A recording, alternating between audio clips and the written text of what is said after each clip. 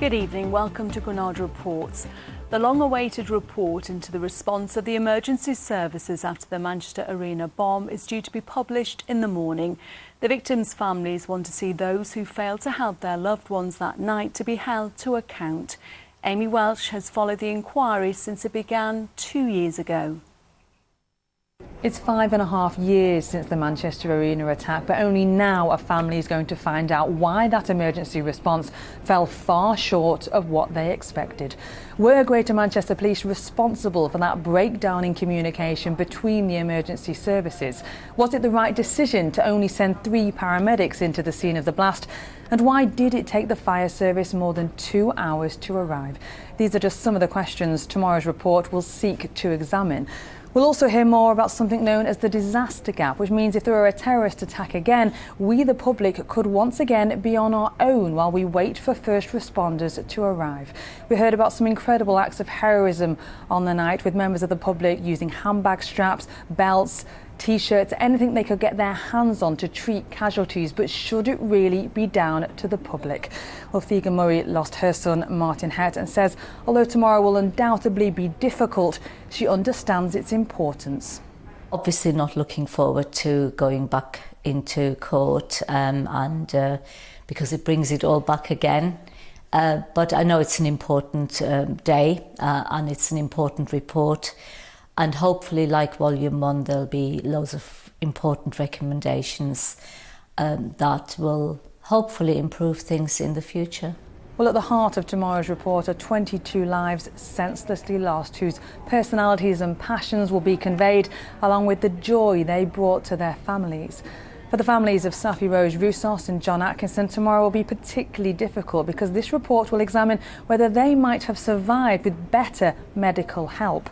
But I think it's fair to say that all the families feel a real sense of disappointment that those blue light services that they put their faith in weren't there when they needed them. They are tired of hearing excuses, tired of hearing the phrase, lessons will be learnt. They want apologies and they want action. Well, I spoke to one mum, Jane Jones, who lost her daughter Nell, who was 14. She says tomorrow's report has got to bring about real change to stop others suffering the same loss that they have. She told me that Nell is very much still part of their lives, and just a quick warning that there are some flashing images in this report. Her bedroom is just as she left it. I get comfort from knowing that, things are still the same. With makeup on the mirror. It's got makeup all around it, but I get a lot of comfort from that. And glasses by the bed. These were very special to me because she was wearing them on the night, and, she viewed things through these glasses. What are you doing? Nell Jones was a teenager whose best was yet to come. No, what are you laughing at? What? And for Mum Jane, these memories of a girl always laughing are ones she'll always cherish. You have to laugh about the things she did. You're crying inside, but she wouldn't want that.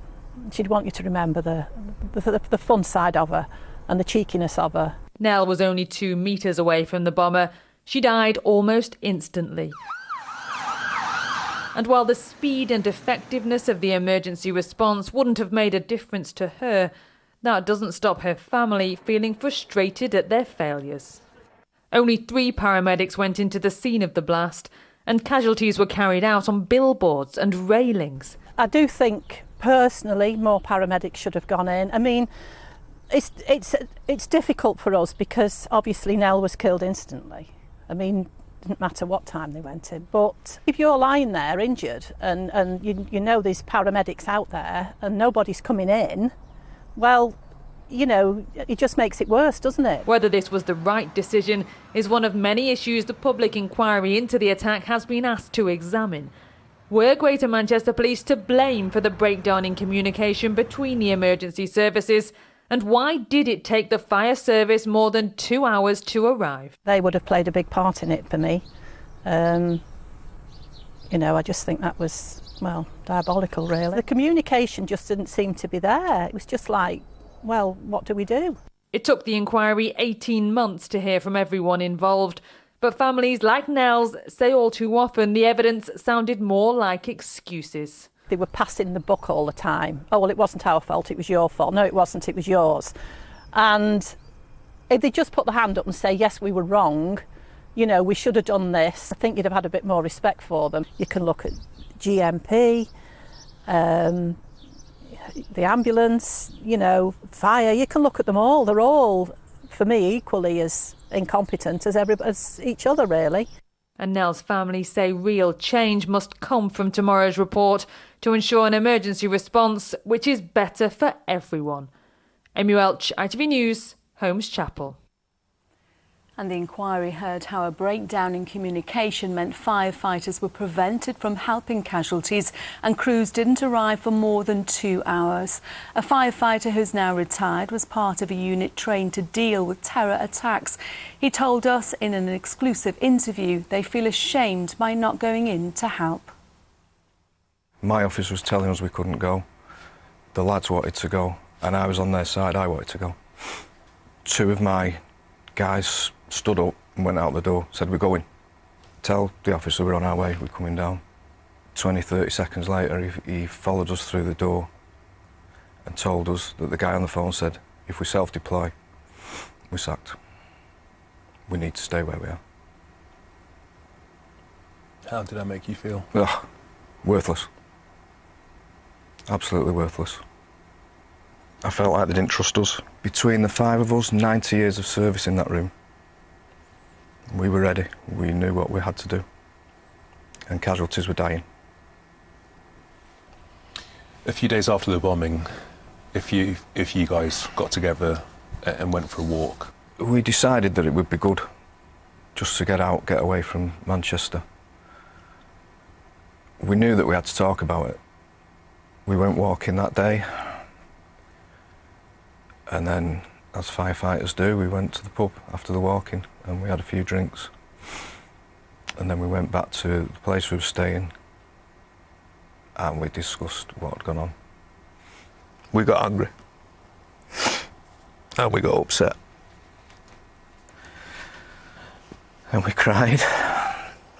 And we thought about the casualties and the lives that were lost, that we could have done something.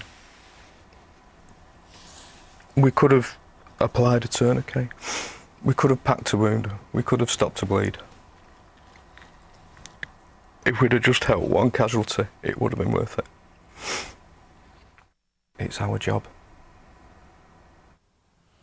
Now, we've contacted all the emergency services involved, Greater Manchester Police, North West Ambulance Service and Greater Manchester Fire and Rescue, who say they won't comment until the report is published. Jurgen Klopp says he's delighted to be given the freedom of Liverpool, the city he now calls home. The Reds boss, who led Liverpool to Champions League glory and clinched the Premier League title for the first time in 30 years, says he will defend the city forever. I really feel honoured and I really feel pride, and I don't know exactly where it's coming from, but I'm not out there for prizes. I'm not asking. I said a lot of times, if we play football, the best football in the world, and in the end we might not win something. Well, I just want to have the journey, and I'm really interested in that. Congratulations to him. News of Gales on the way. Here's Joe with the forecast. Mom, wet wipes, toilet or bin? Bin. Why? United Utilities sponsors ITV Granada weather. Hello again, a very good evening to you. This evening's gusty winds dying down now. Tomorrow, breezy at worst. It's going to feel a little cooler. And there's some sunshine to look forward to with 1 or 2 showers for the northwest. In the meantime, this evening, showers have continued for a time, but they're beginning to peter out now. And through the next few hours, the early hours of tomorrow morning, winds really backing down. Clearing skies and temperatures down to around 6 or 7 Celsius, so a much quieter start to the day tomorrow. On to tomorrow's details. First of all, the sun times. It's rising just before 7:15 and setting at 4:34 tomorrow afternoon. More sunshine on offer tomorrow than today. A feed of showers through the Irish Sea will migrate inland through the morning. Some of these merging actually to form longer spells of rain, and they're on and off in the afternoon as well. but there will be drier slots, some sunshine and temperatures to 11 or 12 Celsius, but feeling cooler than today. Nothing like as gusty though, that wind. Friday looks to be a fabulous day, dry and sunny with the high pressure in charge. But if you're planning something exciting for bonfire night, just be aware it's looking very changeable at the moment. Good night. Cleaned up well. United Utilities sponsors ITV Granada weather. And we have a special programme tomorrow on the long-awaited arena report with lots more on our website. Hope you can join us then. Good night.